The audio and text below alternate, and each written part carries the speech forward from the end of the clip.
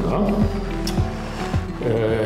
Esame atvykę iš Ukmergės su savo Vilkamergės galerijos ekspozicija, bet dabar truputį apie pačią galeriją ir apie mus.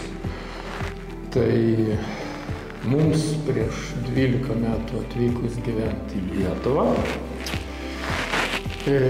pamatėm, kad Vilnius,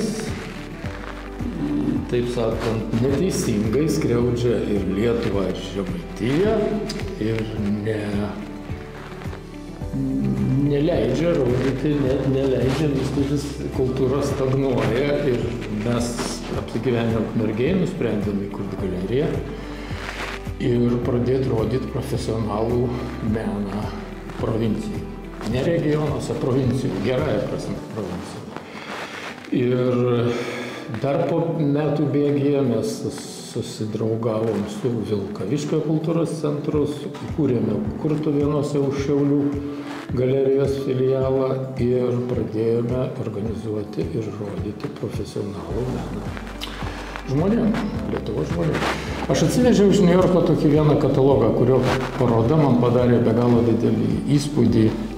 Tai buvo neprofesionalių menininkų, tai reiškia neprofesionalių žmonių tiesiog piešiniai, kurie buvo organizuoti vieno vokiečio, surinkęs didžiulę kolekciją iš savo psichiatrinės ligoninės.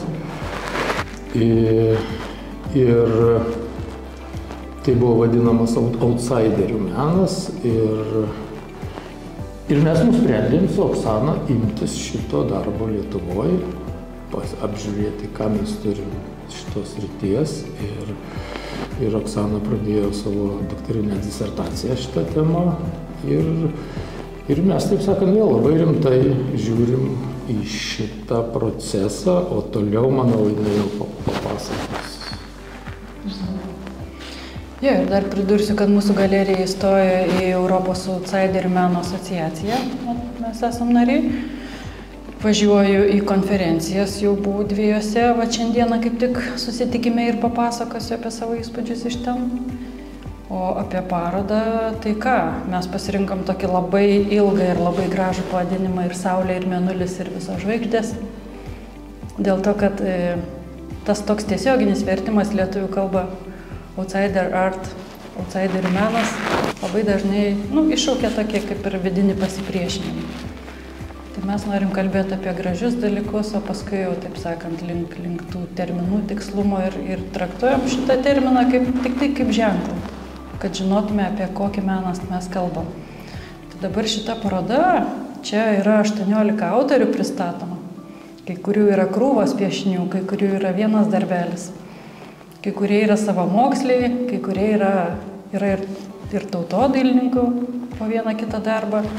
Bet aišku, tai yra ne tautodailė, tai yra savamoksliai, kurie neseka jokią tradiciją, tame tarpe ir liaudies meno. Jie kuria labai savitai, tas jiems eina iš vidaus, jų, taip sakant, vaizdiniai ir žiūrint daug darbų, labai greitai krenta į akis. Kaip pamatai, kažkokius visai kitokius negu piešia, negu mums priimta apskritai yra piešti, tiek vaikams, vaikai atskira tema, suaugusiems. Ką suaugusiai paprastai piešia, ką matai, ten, sakykime, kokiose dailės studijose ar dailės terapijos užsiėmimuose. Tai žodžiu, kai pamatai šituos, ką ir vadinam outsiderių menu, jie yra visiškai kitokie.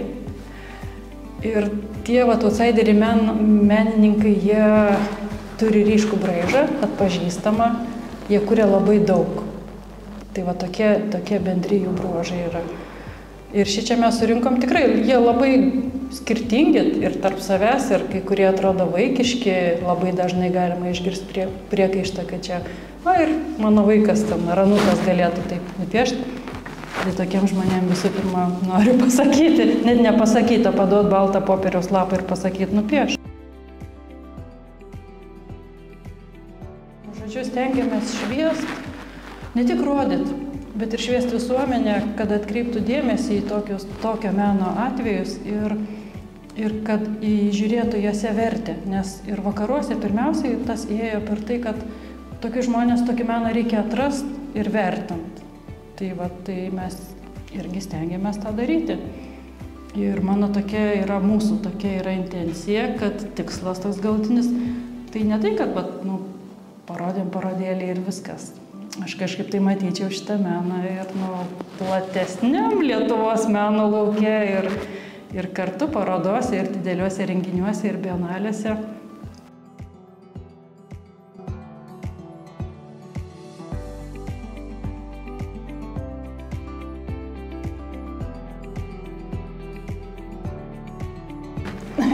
Tai kviečiam pamatyti šitą parodą, jinai veiks visą vasario ir visą kovo mėnesį.